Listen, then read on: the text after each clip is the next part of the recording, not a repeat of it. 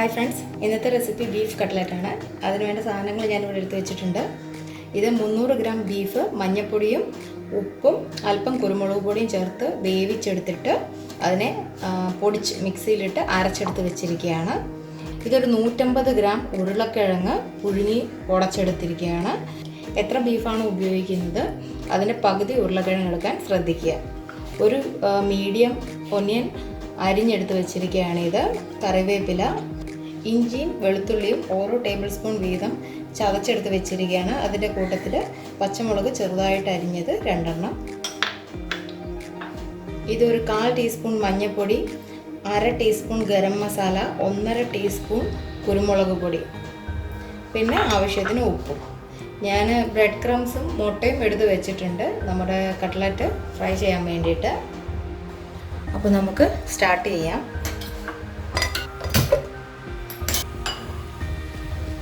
കടായി ചൂടായി കഴിയുമ്പം അതിലേക്ക് നമുക്ക് ഒരു 2 ടേബിൾ സ്പൂൺ എണ്ണ ഒഴിച്ചു കൊടുക്കാം.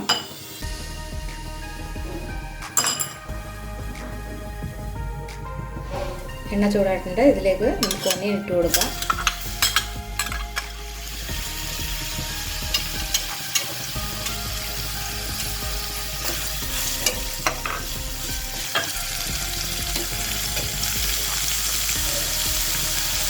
ലേശം ഉപ്പിട്ട് കൊടുത്താൽ നമുക്ക് ഒനിയൻ പെട്ടെന്ന് വാടി കിട്ടും.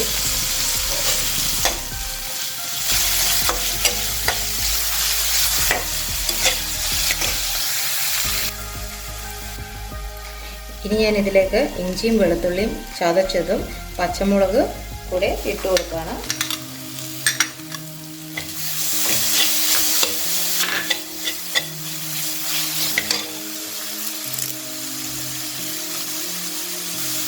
കറിവേപ്പിലയും ഞെരടി ഇട്ട് കൊടുക്കാം.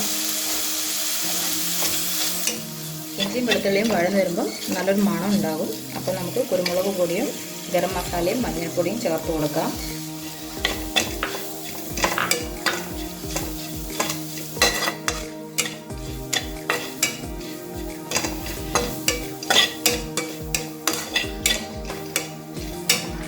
ഞാനിത് മുളക് പൊടി ഉപയോഗിക്കാറില്ല. കട്ട്ലറ്റിന് ഞാൻ കുരുമുളക് പൊടിയും പച്ചമുളകും മാത്രമേ ഉപയോഗിക്കാറുള്ളൂ.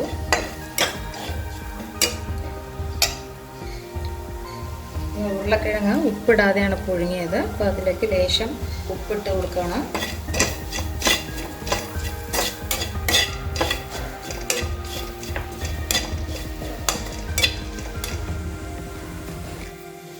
ഇനി ഉരുളക്കിഴങ്ങ് ചേർത്ത് കൊടുക്കാം. ഓൾറെഡി ഞാൻ ഉടച്ച് വെച്ചിരുന്നതാണ്.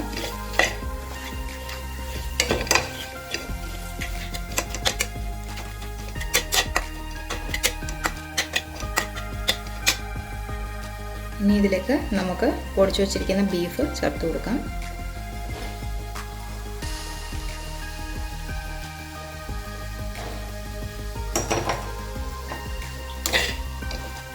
ഇതിന് നമുക്ക് നല്ലവണ്ണം മിക്സ് ചെയ്യാം. ഇപ്പം ലോ ഫ്ലെയിമിലാണ് കിടക്കുന്നത്.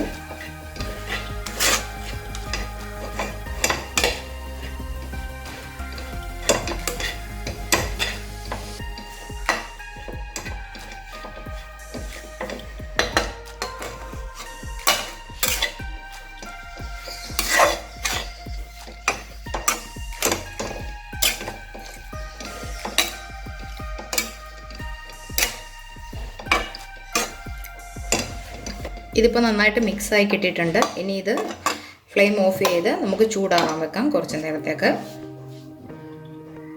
ഇത് അത്യാവശ്യം തണുത്തിട്ടുണ്ട്. ഞാനിതിനെ എൻ്റെ കയ്യിൽ കൊള്ളുന്ന വലുപ്പത്തിലുള്ള ബോളുകളാക്കി എൻ്റെ എളുപ്പത്തിന് വേണ്ടി എടുത്ത് വെക്കുകയാണ്.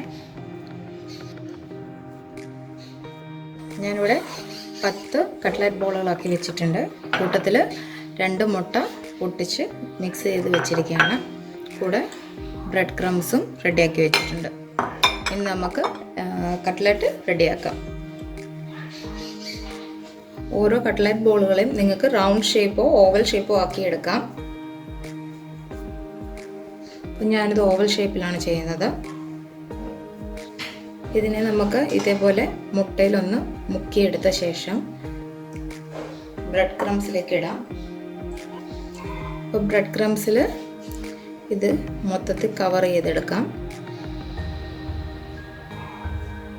ആദ്യത്തെ ഒരു വട്ടം എണ്ണയ്ക്കകത്ത് ഇടാൻ വേണ്ടിയിട്ടുള്ള ബോളുകൾ ആദ്യം ശരിയാക്കി എടുത്താൽ മതി.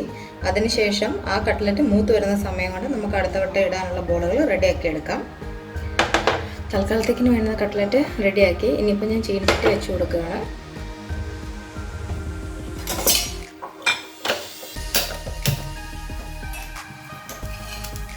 നമ്മുടെ ചീനച്ചട്ടി ചൂടായിട്ടുണ്ട്. അതിലേക്ക് എണ്ണ ഒഴിച്ചു കൊടുക്കാം.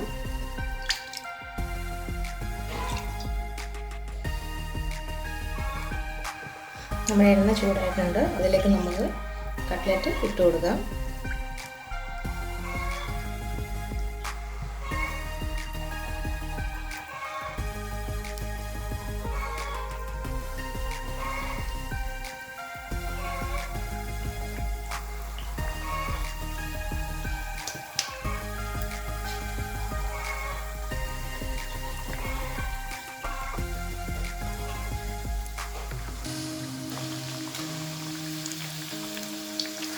ഇതൊന്ന് തിരിച്ചിട്ട് കൊടുക്കാം.